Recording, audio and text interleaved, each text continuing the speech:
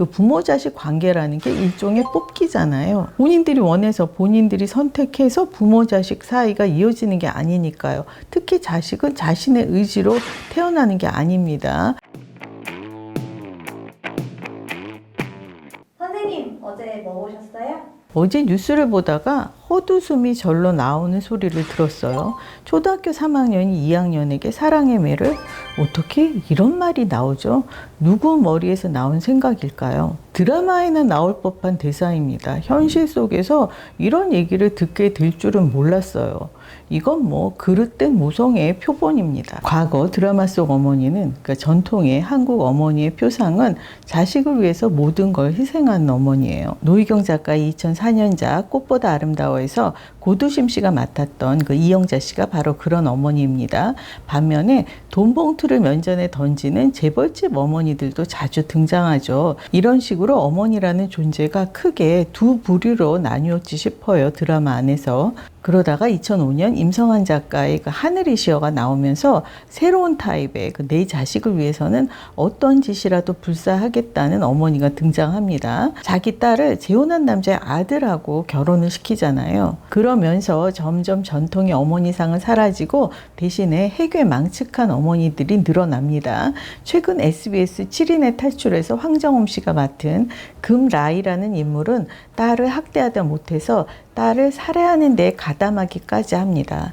최악이에요. 뭐 드라마는 드라마여서 그렇다고 치고 우리나라 연예인 어머니의 그릇된 행보도 종종 화제가 됩니다. 가장 큰 문제가 되는 것이 흔히 말하는 빨대 꽂는 거잖아요. 인기를 얻기까지 본인의 노력도 상당했다고 생각하기에 마땅히 성공 보수가 따라야 한다고, 그러니까 자기 지분이 있어야 한다고 생각을 하는 거죠. 실제로 드라마 촬영 현장에 가보면 아역 배우들 중에는 부모님이 함께 다니는 경우가 꽤 많아요. 아버지는 기사 역할을 하고 어머니는 뭐 매니저, 스타일리스트 이런 역할을 하면서 같이 다니는 거죠. 이렇게 되면 아이가 돈을 버는 것이 아니라 같이 노력해서 부를 일구는 것이라고, 이게 가업이 되는 거예요. 그렇다 해도 어느 시점이 오면 정리를 하고 경제 문제를 분리해야 하는데 황금알을 낳는 거위를 포기하기가 쉽지 않잖아요. 그래서 이렇게 차일피일 미루다가 결혼할 시기가 오면 결국에 분란이 일어나게 되는 거죠.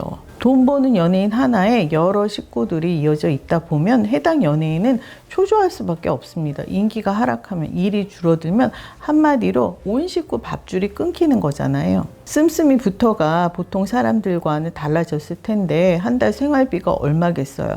불안한 마음에 사업을 하겠다고 나섰다가 뭐 사기를 당하기도 하고 크게 사업에 실패를 하기도 하고, 연예인이 빚을 졌다고 하면 다들 그 수십억 이상이더라고요. 뭐 남편 빚, 뭐 아내 빚, 또 뭐 부모 빚을 떠안았다 이런 소리도 들리는데 또 갚기도 쉽게 갚아요. 박송신의 가족송사는 나오는 얘기 하나하나가 막장 드라마가 따로 없습니다. 잘잘못을 우리가 가릴 필요도 이유도 없고요.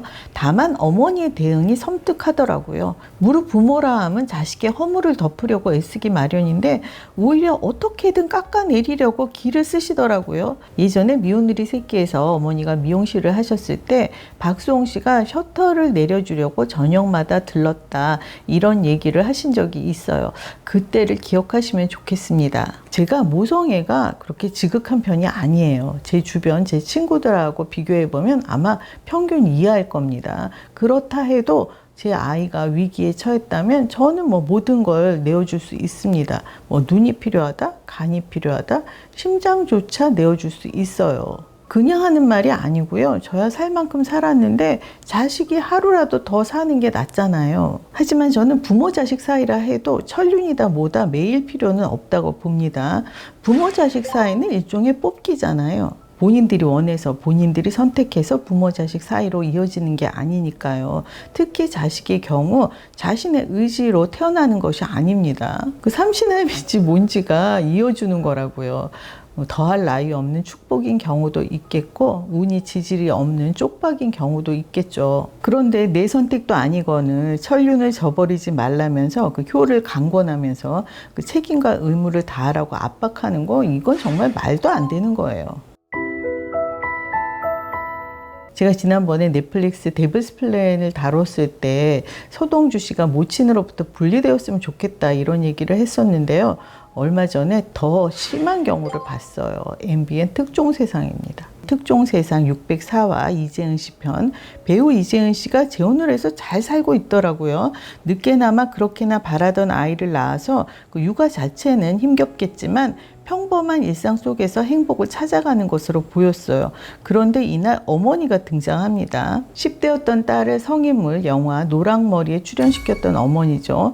당시에 그 부모 빚을 갚으려고 이재은 씨가 이 영화에 출연했다, 이런 소리가 돌긴 했어요. 그런데 이 방송을 보니까 사실이더라고요. 이재은 씨가 담담하게 털어놓는데 이 영화 한 편이면 아버지 부채를 전부 탕감할 수 있다고 해서 그래서 영화에 출연했다고 합니다. 아역 배우로 활동하면서 CF를 수없이 많이 찍었다는데 그 돈을 부모가 다 없앤 모양이에요. 결혼할 때 있는 거 끌어 모아서 다세대 주택 건물을 하나 사서 관리하라고 어머니께 드렸다는데 어머니가 그조차 사기를 당했다고 해요. 정말 기가 막히죠. 그래서 7년을 절연을 했대요. 그러다가 아이 낳고 살면서 이재은 씨 쪽에서 어머니께 연락을 했다고 합니다. 그 어머니가 그 사위가 집을 구해서 리모델링 싹 해서 살게 해줬다, 이렇게 자랑을 하더라고요. 후한 무치가 따로 없습니다.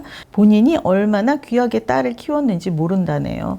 귀히 여겼겠죠. 황금알을 낳는 거위였으니까요. 어릴 때부터 그 절연한 7년을 제외하고는 온종일 붙어 살다시피 했겠죠. 그러니까 그 어머니라는 존재가 다른 보통 사람들과는 많이 다를 거예요. 100번 1000번 이해는 가지만 다시금 이 어머니를 삶에 끌어들이는 게 저는 왜 불안할까요? 일단 이 어머니가 뉘우치는 기색이 없어요. 어디서 귀하게 키웠다는 말을 입에 올립니까?